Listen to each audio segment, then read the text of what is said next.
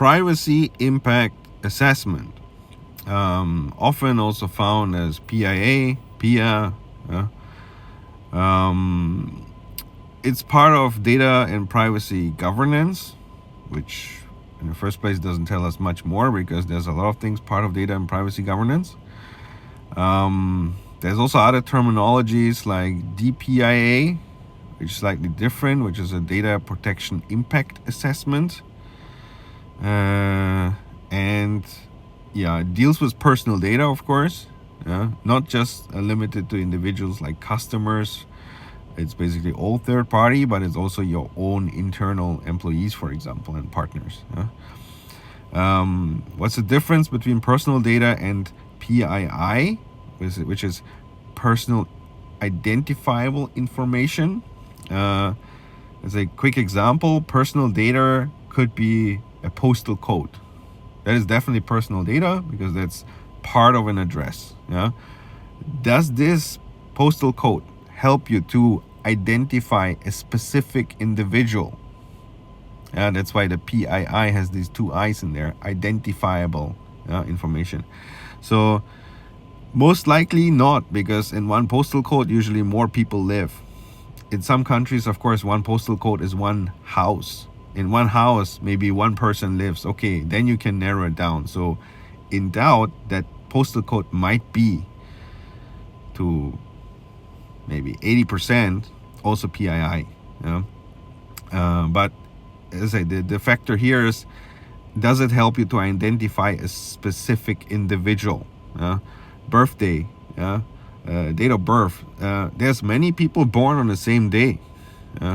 And only in a constellation with another piece of data, that might be a person identifiable. But if you have a list of birthdays and you sort them by year, you not necessarily say, oh yeah, this 10th of August 1964, that's that person. So you can't say that. So therefore, personal data and PII. But to be honest, does it make a difference?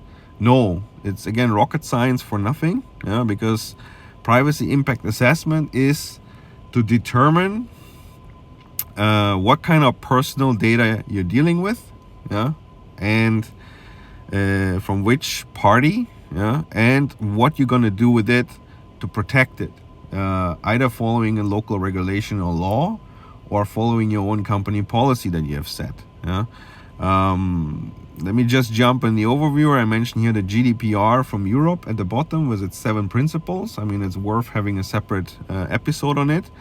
But that is, for example, a regional policy how to handle personal data. And as a company in Europe, you got to adhere to it. So most likely your privacy impact assessment in Europe ends up to be kind of the same. As long as you have personal data in it, you have to follow the GDPR rules. And you may have to outline some measures how, particularly for that application or system that you're assessing, you're going to handle that. And you have to show a plan because, of course, not everyone has everything always in place, but there should be always a plan describing how to get to the optimum position. What is necessary for such a private impact assessment? I say on the one side, yes, you have to determine what kind of personal data in it, but it doesn't really matter what type as long as you have it. You just have to know where is it stored. And especially when you look at applications, is one thing. You can say it's in a database and they have interfaces and there's files going in and out. More complex system with different modules, different types of infrastructure, something hybrid between cloud and on-prem, or even including external partners that have a software as a service and you're delivering and receiving data back. This most likely is a more complex way to look at it. So the suggestion is always to have a system design ready. That system design will definitely help you to navigate through the application or the system and understand how the data is treated. So follow the data. Where is it stored at rest? Where is it transiting? What are the measures that have been taken to protect it? And of course, if you have local privacy laws and requirements that actually require you to do certain things. Most of the time it's things like data retention, or how to react on the usage of data. So when the customer requests to be deleted, or giving information to the customer, how the data is treated. Is it going to third party? Are there any data protection agreements signed between the parties? That is all that goes into this kind of assessment. It's more like a legal assessment. I think the cybersecurity aspect to it is maybe 50%, because you technically look at the system specifics and the design. Important is, let's say, when you get this privacy impact assessment performed, or you're doing it yourself, ideally you have a concrete endorsed measures catalog as your reference, because the last thing you want is, when you perform it for a couple of applications, that you may have to do very different things, and then every time it will be reassessed or audited, the auditor may wonder and say, why are you treating it here differently? It's inconsistent to the other one. Because why you have this data retention period and there you have that data retention period?